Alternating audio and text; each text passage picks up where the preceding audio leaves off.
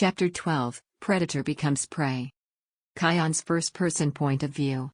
The sound of shattering crates still echoed in my ears, but the alley had fallen deathly silent. My pulse hammered as I pressed myself against the rough stone wall, trying to make sense of what I was seeing. The man, no, the thing, that had grabbed me lay sprawled amidst broken wood and debris, a faint snarl rumbling in his throat as he struggled to his feet. Then he stepped forward. The stranger's energy radiated like a living storm. The flux that coated his arms pulsed with veins of red and yellow lightning, alive and chaotic but entirely under his control. His every movement was sharp and deliberate, his body loose yet poised, like a coiled spring ready to snap. Even from where I stood, I could feel the heat radiating off him, a stark contrast to the suffocating chill of the vampires.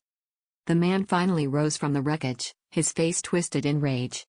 "You'll regret that," he growled, his fangs bared. "I've been hearing that a lot lately," the stranger replied coolly, his stance shifting slightly. His hands were raised, flux crackling and dancing around his fingers, but his feet told a different story. They weren't planted like a brawler's, they moved in precise, deliberate steps, his balance shifting fluidly. Was that Taekwondo? No, there was something sharper, more compact. Wing Chun, maybe? My brain tried to piece it together, but it didn't matter. What mattered was that this man wasn't here to lose. The female vampire darted forward first, her body a blur. 1 second she was across the alley, and in the next, she was right on top of him, her claws slicing through the air with lethal precision. But he was faster. He didn't dodge, he redirected. His right hand snapped out, flux-coated fingers brushing her wrist and sending her momentum spiraling away from him. Her body twisted midair as if she'd been thrown by an invisible force, crashing into the side of the alley with a snarl. Before she could recover, the male vampire was already on his flank, moving with terrifying speed. The stranger pivoted on his heel, ducking just under a vicious claw swipe. His flux-coated arm shot up in an uppercut that connected with the vampire's jaw with a deafening crack. The energy around his fist flared like an explosion, sending the vampire hurtling backward into a metal dumpster. I couldn't believe what I was seeing. Their movements were too fast for anyone to follow, yet somehow I could see everything, the way his footwork danced like a rhythm, how he used angles to redirect their speed against them. It wasn't brute force. It was something refined, something beautiful. The female vampire recovered, leaping toward him with an inhuman scream. This time, he didn't wait. His flux surged brighter, and he stepped into her charge with a spinning roundhouse kick that seemed to ignite the air itself. The kick slammed into her ribs with enough force to send shockwaves through the alley, and she crumpled to the ground, coughing up black ichor. "She's strong, huh?" the stranger muttered, his voice calm but laced with mockery.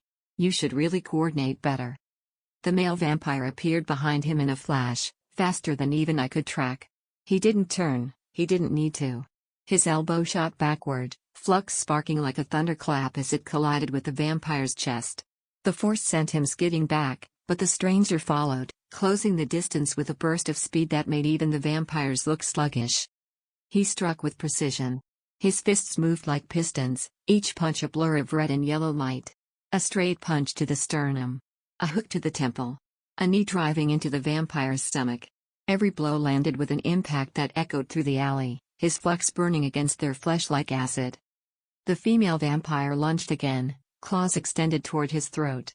This time, he caught her hand mid-swing. The flux around his fingers flared brighter, and with a sharp twist, he snapped her wrist like a twig. She howled in pain, but he wasn't done. He spun her around, using her body as a shield just as the male vampire charged in desperation. The male skidded to a halt, snarling, but it was too late. The stranger's flux surged as he drove his knee into the small of the female vampire's back, launching her toward her partner like a missile. They collided in midair, a tangled mess of limbs crashing into the far wall. The battle paused for a moment, the two vampires staggering to their feet. Their predatory grace was gone, replaced by frustration and pain. The stranger, meanwhile, hadn't even broken a sweat. His flux-coated arms hummed with power, and his stance remained loose, confident. "You two are fun," he said, rolling his shoulders. "But let's be real. You were outclassed the moment you stepped into this alley." The vampires exchanged a glance, their faces twisted with anger and fear. I couldn't believe it. These predators, These monsters who had been toying with me just moments ago were afraid of him. "Your move," he said, his smirk widening. The male vampire roared and launched himself forward in a final, desperate charge. The stranger didn't move. His flux brightened, his stance shifting subtly, and when the vampire was within striking distance, he unleashed it all. His punch wasn't just a punch, it was a lightning storm. Red and yellow energy erupted from his fist, consuming the vampire in a blinding flare of light. The force of the blow sent the vampire crashing into the ground with a sound like a thunderclap, the stone beneath him splintering from the impact. The alley fell silent again, the only sound my ragged breathing. The vampires didn't move. The stranger stood tall, his flux dimming as he turned to face me. "You all right, kid?"